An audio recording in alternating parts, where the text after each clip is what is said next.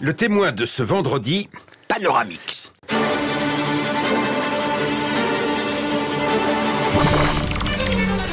Les microbes sont nécessaires pour notre santé, nous préservent, nous aident à vivre tel que nous sommes. Toujours beau, toujours loyal, toujours fidèle et endurant aussi. Lui ne manque pas de bagages scientifiques. Voici Gabriel. Il collectionne les femmes et les chevaux, avec une préférence pour ces derniers. Gabriel, bonjour. Bonjour Jean, merci pour l'invitation, ça me fait très plaisir d'être ici. Par contre, moi c'est Axel et pas Gabriel, et cette histoire de chevaux, j'aurais préféré que ça reste entre nous, mais bon, c'est pas grave. Qu'est-ce qu'on fait? Eh ben, ce qui était prévu, Jean, qu'on parle du microbiote intestinal. Vous savez, c'est toutes ces bactéries et ces champignons qui vivent en nous, dans notre tube digestif, et sans lesquels on pourrait tout simplement pas vivre. Vous avez une idée, Jean, du nombre de bactéries qui vivent en permanence dans nos entrailles? Il y en a 78 à peu près. Ah, pas loin. Et non, pas du tout, Jean. Alors? En fait, il y en a 100 000 milliards. Un peu plus, un peu moins, ça dépend des gens. Bah oui. Mais ce microbiote pèse environ 3 kilos et recouvre près de 400 mètres carrés d'intestin.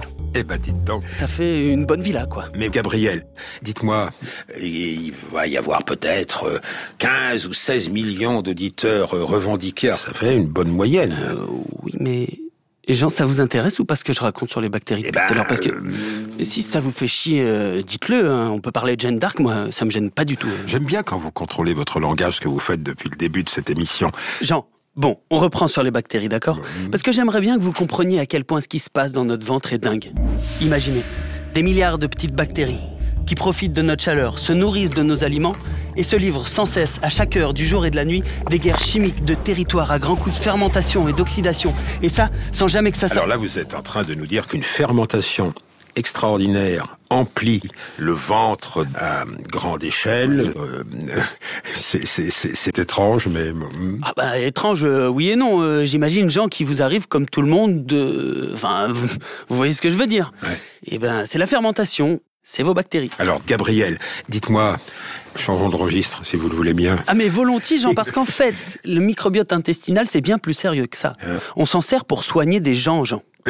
Jean. Alors ça, c'est drôle, mais 2 fois...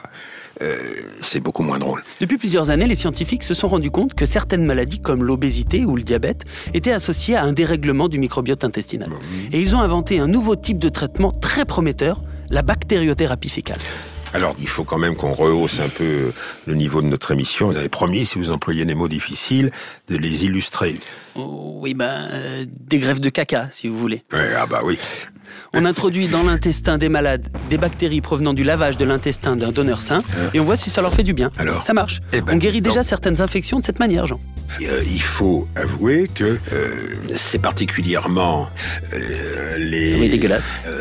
Alors, j'ai trouvé un truc extraordinaire aux États-Unis, c'est pour vous. Partout dans votre demeure, Chichi, un doux parfum vous effleure, Chichi, et bien flatter votre odorat. Et c'est quoi ce son, Jean?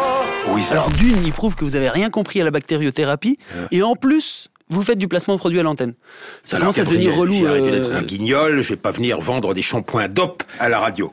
Bon. Mais quoi qu'il en soit, vous m'avez bien pourri ma chronique quand même. Plus on est savant, plus on est enfant. Merci, Gabriel. Merci, Jean. Mais quand on réécoute les questions qui sont posées, je me demande si vous ne les avez pas préparées avec quelques personnalités... Excentriques. Je vois pas du tout ce qui vous fait dire ça.